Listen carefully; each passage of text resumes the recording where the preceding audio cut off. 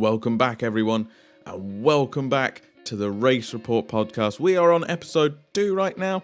A big thank you to everyone who listened to episode 1 with Jack Aitken. This week, you've just got me on my own, on my Todd, but there is so much for us to talk about. There have been livery launches, there have been track shakedowns, we've got pre-season testing this week. We've got so much to go through, so let's get stuck straight in. Firstly, let's talk about the livery launches. We've had a lot, almost all of them. We've got one left, which is Alfa Romeo, which actually happens after pre-season testing. The only team to do so this year. They are teasing us with that one. So far, we've had some really good looks at the liveries. I am calling them livery launches. There will be a separate section later in the podcast for the track shakedown reaction of the actual look and feel of the cars. However, for the livery launches, but we did definitely see more livery launches this year than I think we did or usually do in previous years.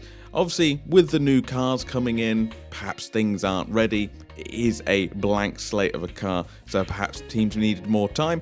But we did see a lot of, model or show cars get livery slapped on them, and that's what we saw in renders.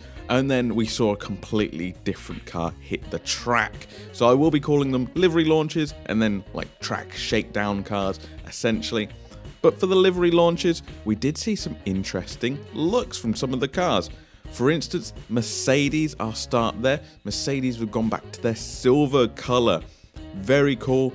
It's back to the silver arrows. Love it, the look of it. It's got beautiful red highlights across the bottom of the back rear wing, on the rear intake, and on the wheel covers as well. Nice highlights, don't overpower the silver, looking very, very sleek. Aston Martin, another car that's come in looking very good this year. They've replaced the BWT pink. Obviously, BWT have moved on to Alpine this season. So they've replaced that colour on the Aston with the light green that matches their DTM car liveries, and it is sweet. Cannot wait to see those cars hit the track. Ferrari, another one who's brought out a bit of a banger of a livery.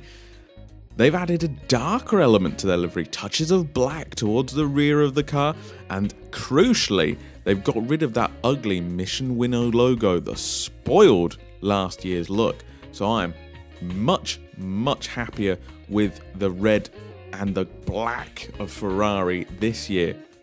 Haas are looking very similar to last season, a little less in your face, big Russian flag waving, but the same colour scheme, very similar layout, more of the same. Hopefully their car will be a bit better this year. McLaren have also turned up well. They've expanded the black and changed up their blue. It went from that darkish blue that we saw last season to a much lighter blue this time out. The papaya orange is still there, present throughout, and shines through much easier now because there is so much more black to the car. And honestly, I wasn't a big fan of the blue until I actually saw it on track in their shakedown. Looks pretty good.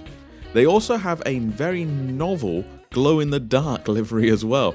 We won't get to see this on track at any point, but it did look awesome in the pre-release photos, I will say. The Red Bull Classic livery also makes a return.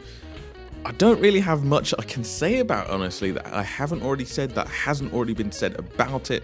The look is a modern classic, it's a welcome return, and here it is, pasted on the modern car.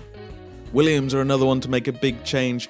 Out goes the white and light blue look of the last few years, replaced by dark blue with light blue and red highlights. Harkens back to classic Williams in an effort to inspire them to move further forward. AlphaTauri have gone for evolution rather than revolution. They have a very similar livery to last year's. It's more of a refinement, evolving it. I'm not mad. Last year's livery looked great, and this takes it up a notch. I feel like this will be a very strong livery this year. Alpine threw us a bit of a shock this year, giving us not one, but 2 liveries. They'll be using a special BWT pink livery for the first 2 races, just like the Pink Panthers of yesteryear, but then they'll be switching to a primarily blue, Alpine blue of course, and pink livery after that for the rest of the season. I'm not too enamored with that livery. I do think the two colours clash a little bit, but hey, you got to pay the bills, so paint your car a little bit of pink, make a bunch of money, everyone's happy, right? One thing I am slightly disappointed about is the wheel covers. When I noticed that wheel covers were going to be a thing on these new cars, I was like, oh sweet, I can't wait to see what teams are going to do to build those into their liveries. I think maybe 2 or 3 teams have done that, and that's it. It was very disappointing, especially following the wheel rims the Alpha Tauris had last season. They were white. They stood out really well, and I really like that as like a feature, an accent. And that really hasn't caught on to these new wheel caps. So it's quite disappointing, honestly. I'd love to see that change over the course of the season. That concludes our livery launches. However, we will now move on to the track shakedowns that I mentioned earlier. So we have seen some teams hit the track with their cars. However, they are behind closed doors.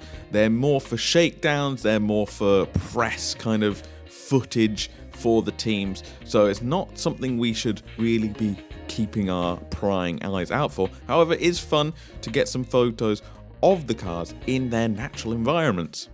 And from here, we saw that a lot of the imagery used in the livery launches is actually just that, a livery launch on a stock car. And some of the cars have been vastly different. If you look at the Haas side by side between its livery launch, which even the Photoshop wasn't great on that in some points, let's be honest, and then the car that actually hit the track, vastly different machines. But that's fine. I mean, we got a taste of the livery, that's what we were there for. And now we've seen it out on track with some glory shots. Hey, car looks great. Let's say it. That Haas actually looks pretty good. One of the things that I really like though is the variation between the cars. This was bound to happen coming into new regulations where teams haven't, found the golden goose that they all chase after. For instance, Ferrari have big scoops down their side pods. Aston, Haas and Ferrari have gills on their radiators. And we've seen several different nose concepts throughout the field, from a pointed one with Ferrari, a big rounded one at Williams, and then flat on the Mercedes. So it's interesting to see how the different teams are coming with their different components. Now, I'm not one for technical breakdowns. I do prefer to watch others, like for instance the race on YouTube. They do fantastic technical breakdowns on that. For me, it's all about look, it's all about feel, and more importantly, how does it race? So I'm very looking forward to seeing, who comes out on top in these developments. The thing to always remember about these shakedowns is that we only see what the teams want to release to us. Our first proper look, warts and all, will be at pre-season testing in just a couple of days. And what a mighty segue that is into the pre-season testing section. Our first pre-season test starts Wednesday the 23rd of February and runs to the 25th in Barcelona. Teams can run whatever setups they want and target their own goals, so it's important to remember that timing screens don't necessarily reflect where the teams will be in the standings. Some teams will just be running, really long sessions just to shake out reliability perhaps. Hopefully we should see some development based on that first run before we hit the second test. The second test is in Bahrain on the 10th to the 12th of March, 1 week before the start of the season. I don't think there'll be too much development between that second section and the race. However, we do plan to see plenty over the first couple races for sure, and potentially the whole of the season as well. Now, moving into other news, other things that weren't liveries and cars. We did have some significant news this week in that the FIA has made changes to the race director position based off the Abu Dhabi Grand Prix inquiry that has been going on. So the top line of that is Michael Messi has been removed from his position as race director. He is going to go to a behind the scenes role with the FIA, and we will now have 2 alternating race directors with a dedicated team to back them up. This is brilliant. This is fantastic. I did say that I think that leaving one person with all this power is probably a bad idea. So now we have 2 people and a dedicated team to help them out when they need it. Fantastic. Hopefully that will prevent this situation that we had in Abu Dhabi from happening again. That's not the only thing the FIA announced as part of these reforms though. They did also say that team communications with the race director will be no longer broadcast to the public. Probably for the best. However, little sad to see it go. When that first popped up last season, I was actually very curious, and it was a nice behind the scenes grab, I thought. So shame to see that go, but totally understand why it has. Another thing that has also gone is that team bosses can no longer talk to the race director directly. Very smart decision. Now they won't be able to apply their own pressure in high-stress situations. That one just makes sense, really, doesn't it? These changes all seem pretty positive off the back of Abu Dhabi. It's obviously positive enough to keep Hamilton in the sport. He has said he will stick around, and he'll be keeping a close eye on it, understandably. And another brilliant segue into other news. And we've heard from Lewis Hamilton this week. For the first time since that race in Abu Dhabi, he took a 2-month break, keeping us all hanging a little bit, wondering, is he going to come back? Is he gone? Who knows what's going on there? He has returned. He will be in the car, and he's been rather bullish, actually, saying that if we thought his form at the end of the last year was good, wait until we see what we're going to get this season. Oh boy, that's chilling, and I can't wait to see the battle at the front of the grid this year. In one final piece of news, we might see another F1 team on the horizon. Team Andretti has announced their intention to join the F1 grid in 2024. Obviously, Team Andretti was huge out in the United States, big IndyCar team, and obviously the pedigree of F1 is there. However, F1 have said they are currently not accepting or reviewing new members. But Team Andretti are a motorsport powerhouse and already well suited to the F1 scene, so could they become part of F1's big push in the US? Who knows? Obviously, with the cost cap coming in and the new regulations, Andretti and potentially others as well might see it as a great time to join the sport. So that's definitely an interesting one to keep an eye on for sure. And that is a roundup of our news that has come out this week. It's been so much, there's been so much to talk about and so much going on as well. Hard to keep everything straight this week. But now everything becomes clear as we move forward into pre-season testing. All eyes will be on Barcelona.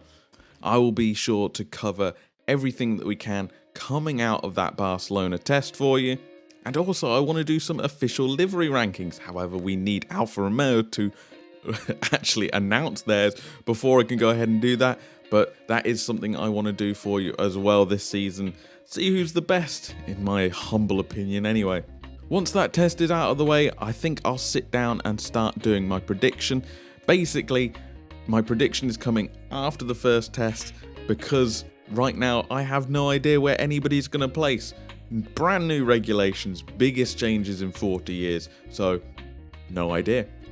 So a lot of my predictions will be based out of what comes out of that first test and, a lot of gut feel and probably bias as well. So we'll see how that goes. Anyway, that's enough from me. If you do want to get in touch with me, ask questions, comment, I am still looking for that stuff to cover in these podcasts. If you're on YouTube, obviously just pop it in the comment section. We're all good. If you do want to find me from other platforms on social media, you can hit me up at Race Report Pod on Twitter and Instagram. Feel free to tag me in anything, post any questions to me. I will try and cover them in these podcasts. Let me know what you think, and let me know if you're excited about the tests coming up and what you think about the liveries as well. Go ahead and get in touch, and I'll catch you in the next one.